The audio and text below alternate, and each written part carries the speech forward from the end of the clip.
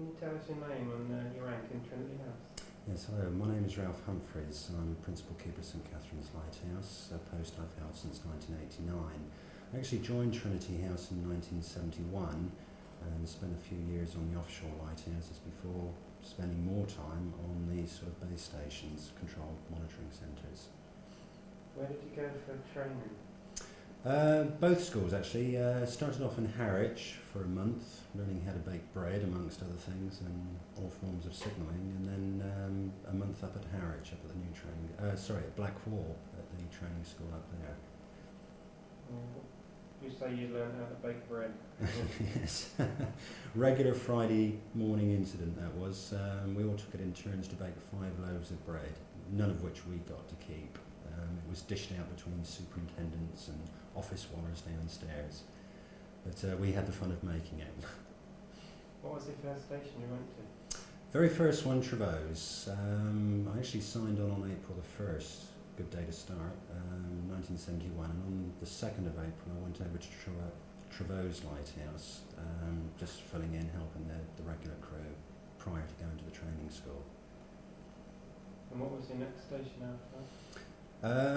Next station after that was Eddystone. Got caught out of Blackwall after 3 weeks training instead of the original 4, and ended up, I was supposed to do 4 weeks and ended up doing 6 weeks out there with 2 weeks overdue, which was a good start. So was that boat relief? Yeah, boat relief out of Plymouth, yes.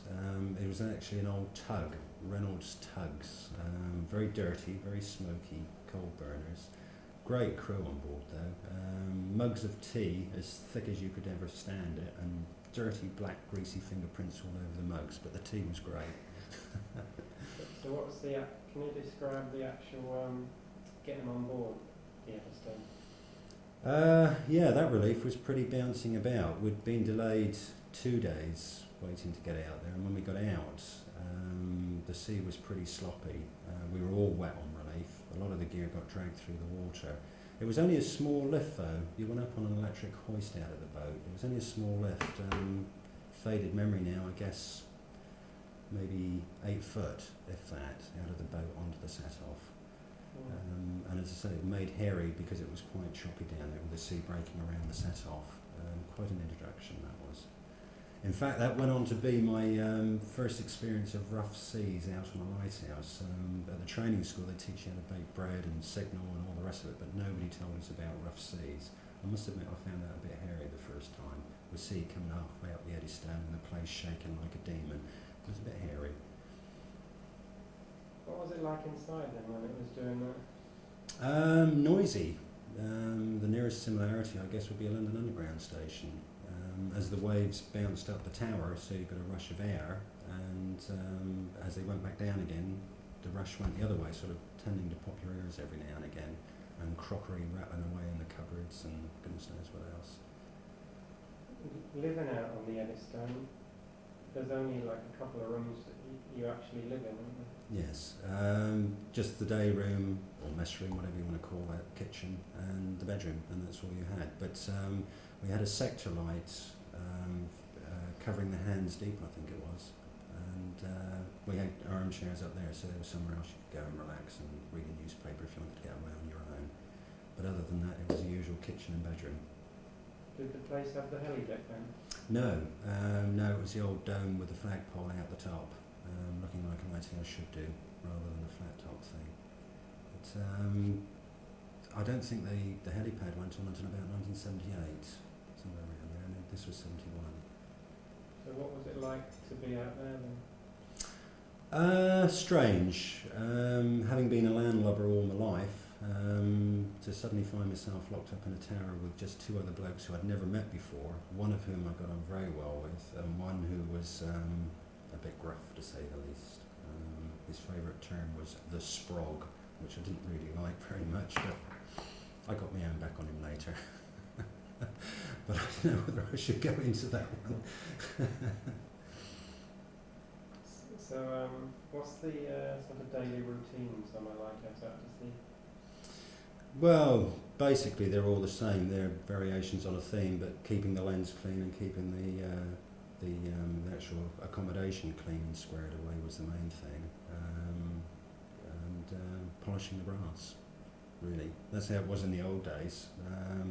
It depended which station you're on. If it was electric like the Eddystone, it was all switches to switch the lights on. But if it was an oil light like the Bishopric was and Trevose was at that time, there was obviously more work to do. Where was the next place you went to from there? Eddystone. Penley Point. Went down to Penley Point for a month, which was the most boring place I've ever been in my service, to be quite honest with you. Very, very nice setting, but absolutely nothing to do. All you had was the fog signal, and if it wasn't foggy, there was nothing else to do. Very boring place.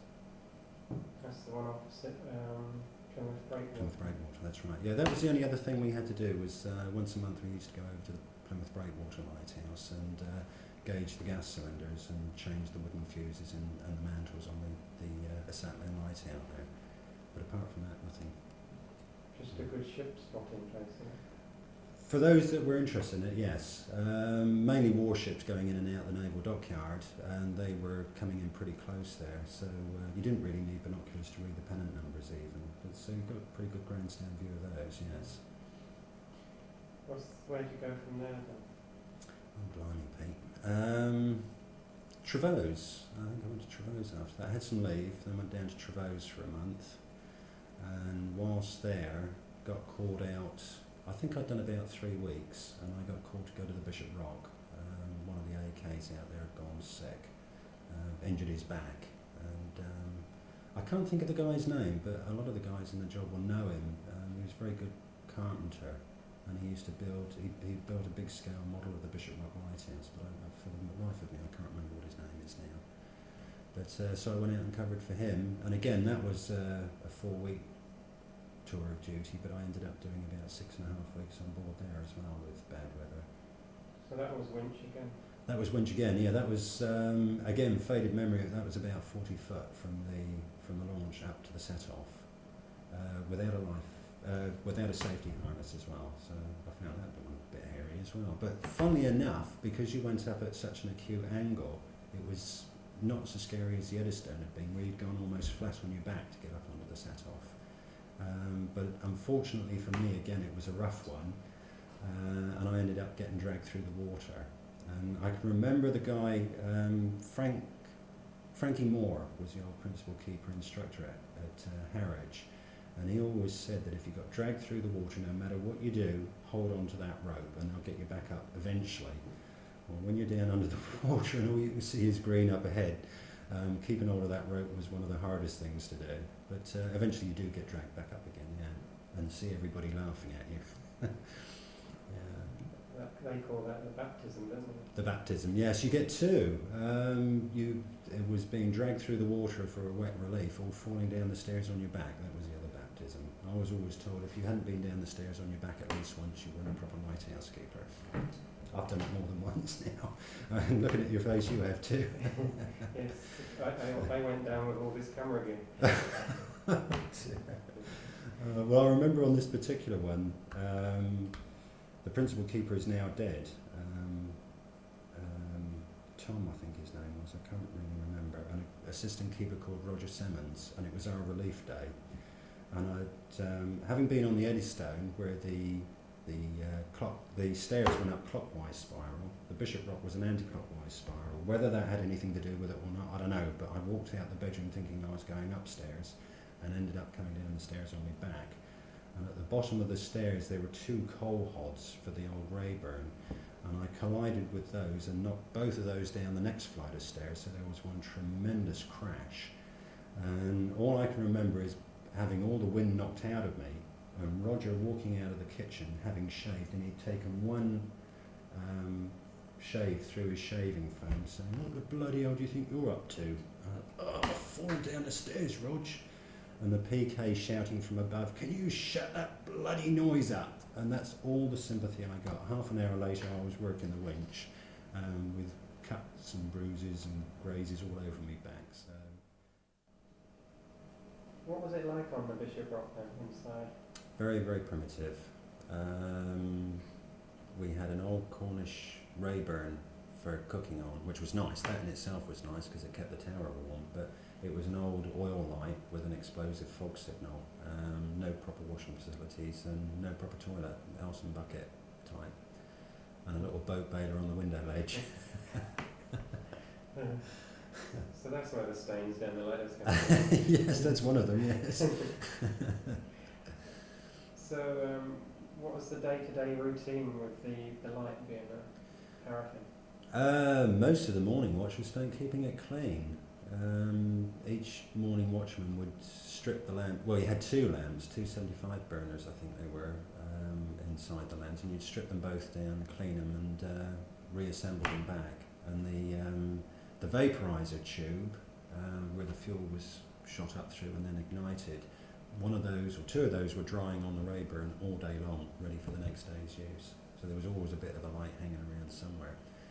And plus also then you had the explosive fog signal, which was like John Wayne in every best movie where he blows up the bad guys. I can't remember the weight of the explosives. It was tonite explosive, but what charge it was I can't remember for the life of me now. And you wired in the detonators and put them on the fog jib and wind them up clear of the lighthouse, and every 5 minutes push the plunger, bang, off they went. Far more on-hand stuff than you do nowadays, rather than just pushing buttons. Did the bang ever disturb the mantle? Yes, yes. We were due EB's inspection with the old Patricia going to come out, but the sea conditions were too rough, so they couldn't land. So they just cruised around the lighthouse with the lights in operation and our fog signal going. And as they came up close, the chairman of the visiting committee, whoever he was, I don't remember now, said, right, we're going to time your light and fog signal as of now.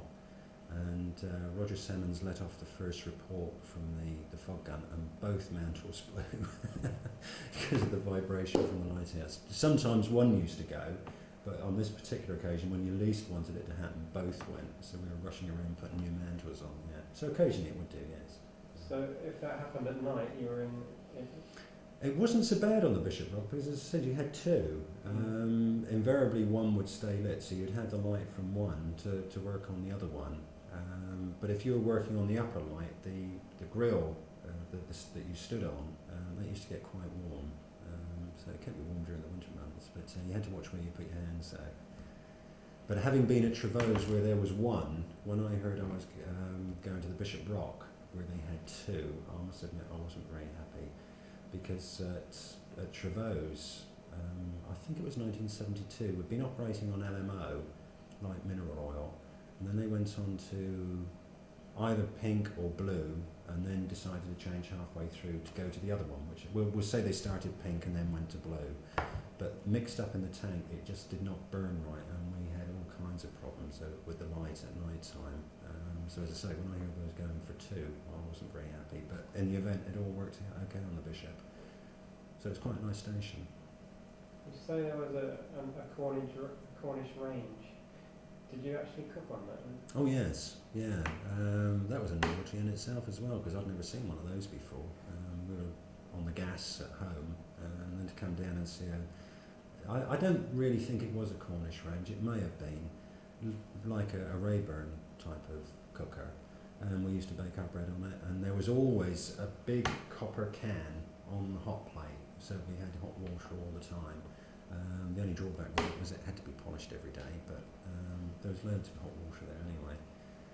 What about bathing and that? Personal hygiene. Personal hygiene. Most of the guys used to stand in a bowl in the kitchen and wash themselves down. Unfortunately for me, having size 12 feet, they didn't fit in the bowl. I used to put a ring of cloths around me and have a strip down wash. It was always accepted practice, you did it on the middle watch. So most guys are in bed at that time anyway, so you just quick strip down wash and wash your hair under the tap and away you went. Like. But then I had to clean up the floor. The rest of the guys had it all in the bowl. I had to go and wash the floor afterwards. I suppose you had to be careful that the mantle didn't break while you were... That was the biggest drawback, because we used to go up every hour, I think it was. Yeah, I think it was every hour, to prick out the nozzles on the burners, and then you had to reignite them with a lighted taper. So as soon as you'd done that, it was straight down into the kitchen, throw everything off, quick wash and scrub up, get everything back on and back up the tower again. So everything was timed to perfection, almost. Would you have had TVs out there then? Or? Yes, yeah, we did.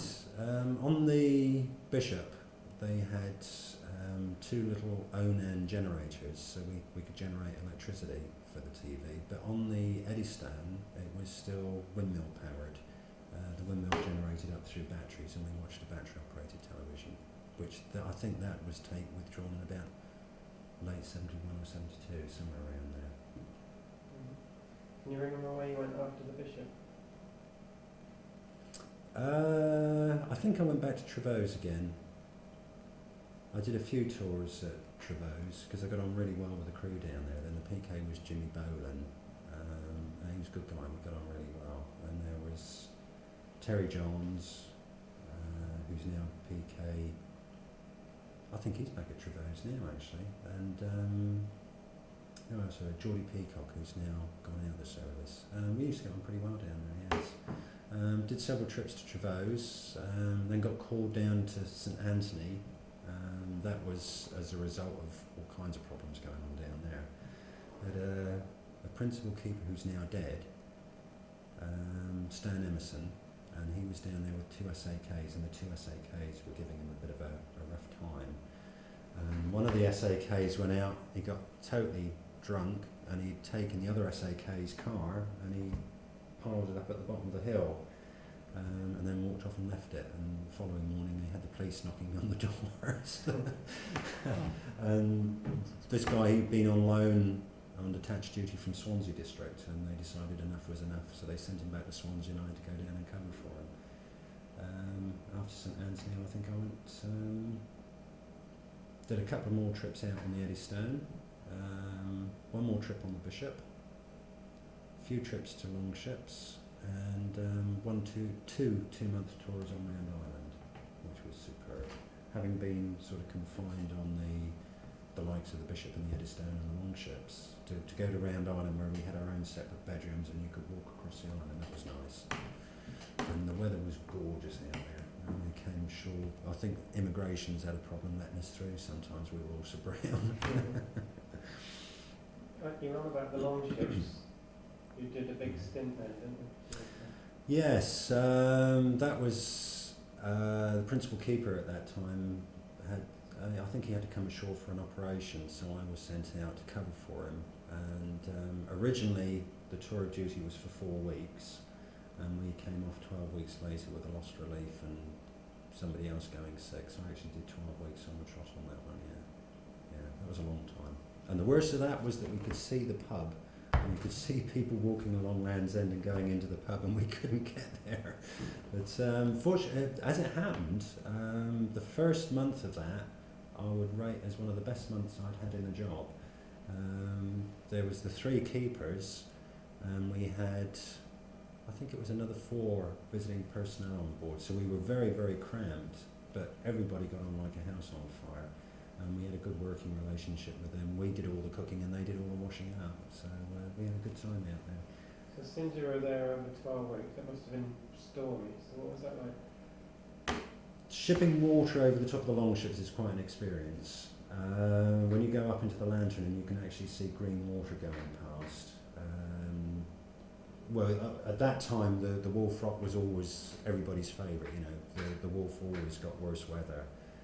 And possibly they did, but we always took more damage on the Longships. Loads of times there was damage caused to the landing, and in subsequent years to the helipad. But the place used to shake, rattle and roll. It really did. Cups sort of jumping across the table and things like that. That took a bit of getting used to. But again, in the end, sometimes if you got shipped a real big one, the adrenaline used to flow, but more often than not, you just didn't take any notice of it. Unless it happened to come bursting through the window, which quite often happened, especially if you've forgotten to shut the storm shutters before the tide turned, which happened more than once. So you've had some water inside, have you? Oh yes, yeah.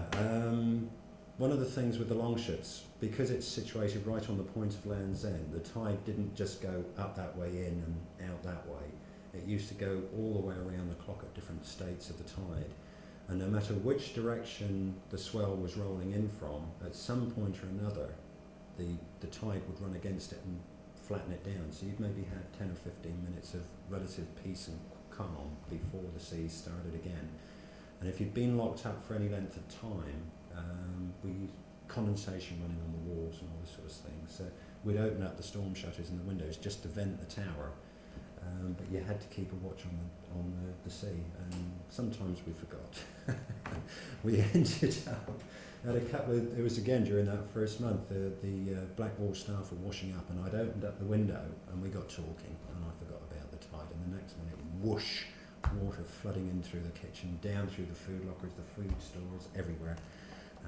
I wasn't very popular that day. But yeah, we had it in through the service room window as well, which is about 100 foot up. That burst the storm shutters, because over the years the storm shutters had sort of become warped and thickly coated with paint, so you couldn't always shut them, you just closed them and pushed them to with a wooden stick to hold them in place.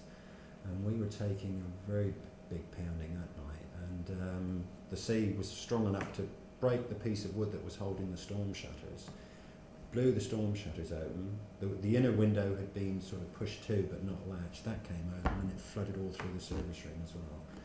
I was actually on the radio at the time doing the 10:30 in the evening radio check with the Coast Guard when we hit that one. I think they thought I was making it up, but we really shipped at that time, yes. These radio checks you did, that was just chat between the stations as well afterwards, wasn't it? Yes, it was initiated on the distress frequency by the Coast Guard just for a radio check. Then we'd go down to our own working frequency, which I think was 1652.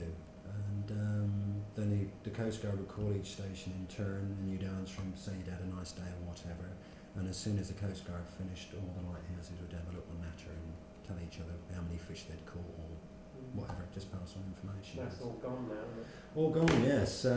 One of the best parts of that though was Christmas, because on Christmas Day the crews on the Cornish lighthouses used to meet after the Queen's speech, which is invariably 3 o'clock in the afternoon on telly, and we'd all get up there and sing carols to one another. Actually, there were complaints about it because it was improper use of an official channel, but we didn't take any notice. We still did it. Now, how tall are you? Precisely 6'3.5". Right, now, I like that bunk banana shape. How on earth did you fit in? With great difficulty. The Eddystone and Bishop Rock, the bunks were more than sufficient. The worst bunks that I came across was the longships. And on the longships at that time you had 2 bunks, one above the other, but there was only 4 bunks instead of the more usual 5. And what they'd done on the upper bunks, because they were so small, they'd knocked the panels out of the adjoining cupboard, and I actually slept with my feet in the cupboard. So if somebody went to the cupboard, they would have seen your feet. Pair of cheesy feet, yes. But that long overdue you did on the long ships. When you came off, the boatman did something to you, didn't it? You weren't going to mention this, right?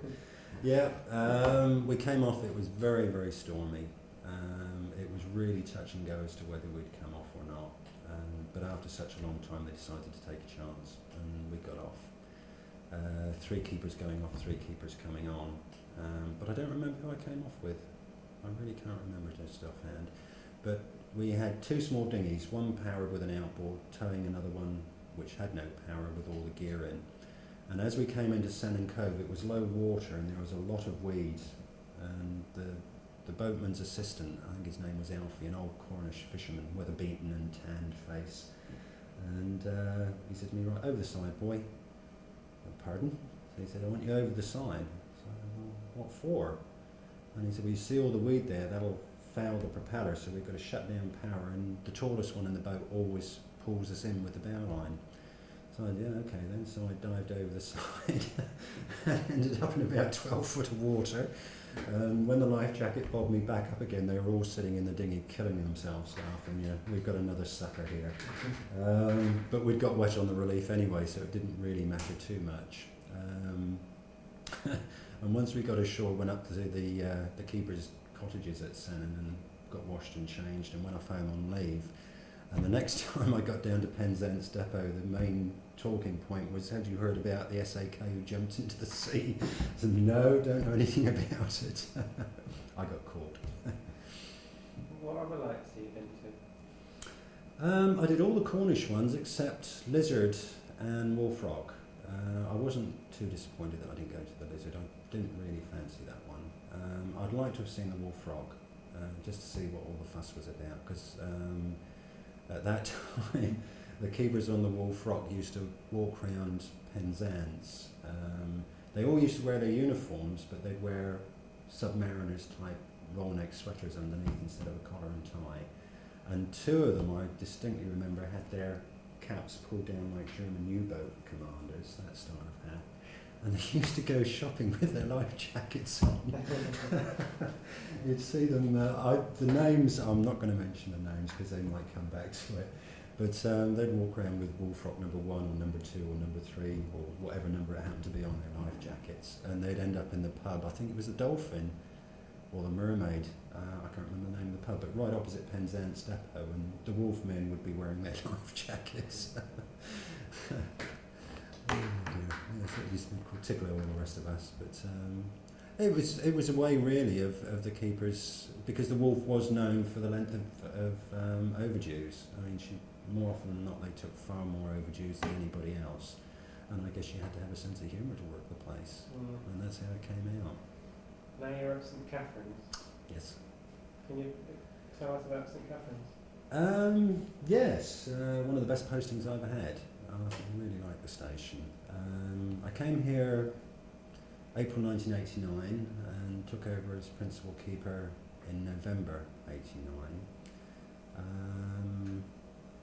The station's a nice location, nice quarters, and a nice control room too. The room that we're actually sitting in now as the control room was originally the engine room, and an approximate line of this desk that I'm sitting at used to be a big Lister diesel for the standby generator. 1989, when the station was upgraded to a monitoring station, all of that equipment was ripped out. One of the small Listers was put into what had been the workshop for a standby generator, and all the computers here were put in. We've got the main one here for monitoring start point, anvil point, nav tower, Owers Lambie. And alongside it, which I expect you probably just got in shot, is the Decker. We monitor the Decker navigation chains. And alongside that is another computer on which we send the Met Office reports every hour. And that is one of the reasons why I like it here, because most of the watch you're actually doing something. Apart from having to look after our own lighthouse, the routine cleaning and maintenance and what have you, we've also got the added bonus of these things here, which are doing us out of a job, but for the moment they make life a little bit more interesting. The lighthouse, what's the light and the character and The light source is an MBI, metal arc bulb, 1000 watt, through a first order lens, which we did light trials down here in 1992, and it came out at a peak of 5.25 million candle power, with an effective range of 29 miles, clear weather. The light gives one flash every 5 seconds white, and just beneath it is the sector light for the Atherfield ledge, which is a red fixed beam going out to the needles to warn shipping off of the Atherfield ledge. We've got no fog signal here. The fog signal was withdrawn in November 87, I believe, but the keepers, whilst on duty, still do a poor visibility watch so we can switch the lights on if the visibility goes below 2 miles. So again, that adds interest. And also, every 4 hours we're doing weather reports for the Coast Guard service as well. They phone us up. Some of those reports get used on the local radio stations, Radio Solent, on a white radio, that sort of thing. So most of our time is spent doing the weather. In fact, most of the night watches, which is from 2000 to 0400, most of the time you're just doing weather, provided the lighthouse is behaving itself, that is. what would you think you would have done if you hadn't been a keeper? Well, I didn't actually join Trinity House to be a lighthouse keeper. I came in to be work on the engine room on board the Winston Churchill, and I'd started off doing an apprenticeship as a motor mechanic, but it wasn't what I wanted. I think I've got a bit of a gypsy in me. I wanted to move around. But I left my apprenticeship in the beginning of 1971, January 1971, and tried to go merchant navy. And at that time, the rundown of the British merchant fleet was really sort of taking a bite. Economic recessions and all kinds of things going on. 3 years later, there was a 3-day working week and all this sort of stuff. And I just could not get a ship. And the day that I came to apply to Trinity House, I'd been over to Southampton, and I'd been to the Shipping Federation down Canute Road in the old docks. And I joined a queue, well, I mean, it's 23 years ago, but I guess that queue wasn't far off a quarter of a mile, really and truly. I mean, that sounds a bit far-fetched, but I don't suppose it was far off. And it was pouring with rain, and eventually, very wet and very bedraggled, I managed to get into the Shipping Federation, only to be told that if you don't have a book, there's no ship. And the guy must have seen that I was a little bit hacked off of that, and he said, well, why don't you try Trinity House or any of the other coastal operators? And so I thought, well, the next best thing is to go to Red Funnel, one of the Isle of Wight ferry companies. Excuse me. So I went to Red Funnel, and they don't employ Isle of Wighters, which really hacked me off. So I had a bit of an up and downer with the management of Red Funnel. And I came back on the ferry, and at that time the ferry used to call it West Cowes first, and then transfer over to East Cowes, whereas now they just go straight to East Cowes. And for some reason or another, I don't know, I just stayed on board the ship, and I forgot to get off at West Cowes, and I ended up getting off at East Cowes, right alongside the Trinity House depot. And the Winston Churchill at that time was moored up alongside. I thought, they've got nothing to lose. So I went in, and I ended up having a word with, I think his name was Mr. Curry, the district clerk at that time, and he then put me through to Captain Catesby, who was Marine Super at that time, our present Marine Super's dad. And I actually signed on to go as I think the actual rating was described as a donkeyman greaser, but I guess that's the lowest of the low, general dog's body. But at the time, there was a waiting period. I think it was about 3 months, and Captain Catesby said, well, for that 3 months that you're waiting, why don't you go on the lighthouses and you can transfer over? Well, that's 23 years later, and I'm still waiting for my transfer. Tell us about your near miss on the Longship's Landing. Yes, that goes back to that long stint that I did on the long ships that I mentioned earlier. And the sea was very, very rough. It was really touch and go as to whether the relief would go ahead. And we had one guy on the conning tower, as it was called, on the bridges landing on the long ships, wave watching, and he shouted, there's a big one coming. And we turn round, and there's this solid wall of water coming screaming round the long ship's reef. So we just ducked. There was nowhere to go. There was no time to get across the landing to a handhold. Sort of crouched down and was slammed in the back by this huge wall of water. And the next I knew was I was going across the landing face down, and eventually my life jacket snagged on part of the landing, and I was stuck face down under the water. Couldn't get up because of the weight of water pushing me. And the next was somebody, later turned out to be an SAK who was coming out to relieve me, grabbed a hold of me and yanked me back out of the water. A bit hairy. I didn't go off the landing like some have done, but it was hairy enough. What keeper or person in the job has influenced you the most over the years? I think that would have to be Graham Fern, who was my principal keeper here at St Catherine's in 74 to 78. I was still a bit young and a bit of a rebel then, I think. And he retaught me the values of doing a job worthwhile. A job, you get out of a job what you put into it. And it was no good me just sitting here saying I'm a lighthouse keeper when I didn't know what was going to happen if something went wrong. You've got to know what to do when you go wrong, because the PK may not always be there, or one day you may be the guy who's in charge, so you've got to know your equipment and how it works. And that stayed with me. Also, his man management ideas, I suppose you'd call it. If you did your job, no problem. If you didn't do your job, you had to watch out, and everybody knew where they stood, and I guess that's how I've tried to play it. So I guess he's the biggest influence. Now you're a principal keeper instead of just a keeper. How does that work?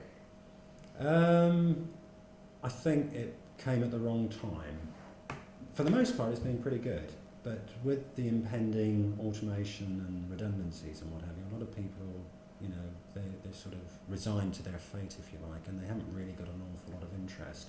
And you've got to try and balance running a reasonably efficient station and keeping morale up. It's not always easy to do, especially if you happen to clash with somebody whose ideas are completely different to your own. It's not always an easy path. Sometimes I wish I'd stayed in AK. I think I was happier as number 2 than number 1, but then it does have its compensation sometimes as well. When you get a nice report in the order book, that's always worthwhile. The automation, how does that grab you? Inevitable, I guess. Sad after all the years that there have been Lighthouse Keepers, but the computers sitting alongside me here are doing our job quite well. It'll never take away the efficiency of the human eye, especially at a time when there's more people going to sea. More people have got leisure time because there's more people unemployed, and they seem to spend more of their time at sea. And with the cutbacks in the Coast Guard service and the Lighthouse service, there's less and less people to look after them. I can illustrate that. It was earlier this year. It was about May or June of this year. I can't remember exactly when. I was on morning watch, and it was 8 o'clock, so I was going out to hoist the Trinity House ensign, and we had 1 or 2 fishing boats just off of us, a couple of the local ones, and there was a West Country one. I think it was a Plymouth registration now, I can't remember. But anyway, I hoisted the ensign, and as I came back into the control room here, the phone was ringing, and it was the skipper of one of the boats out off of us, and he rang up to say thank you, because it had been such a reassuring sight to see the ensign going up to the top of the mast, and it's at times like that it makes it worthwhile. He was grateful that we were here. It was nice feeling. Made him realise there's people who are into the machine. Well, that's right. It's like everything else. You don't realise how much you appreciate it until it's gone, and unfortunately we're almost gone.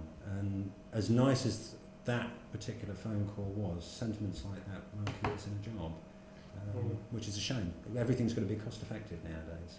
You were out on the lighthouse during the Fastnet incident, weren't you? No, I was actually on my month ashore working for Land's End Coast Guard.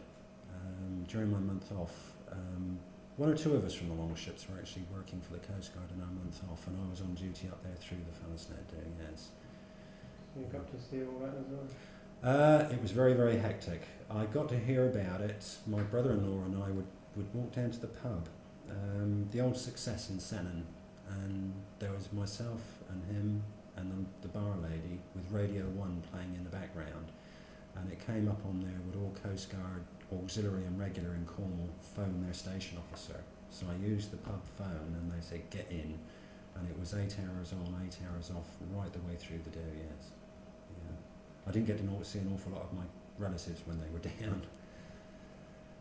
Right, I take it you've enjoyed your life as a keeper? Yes, yeah, very much so for the most part. Like everything else, there have been times when it's been better than others, and there have been some distinctly bad times, but if a job's worth having, it's worth moaning about.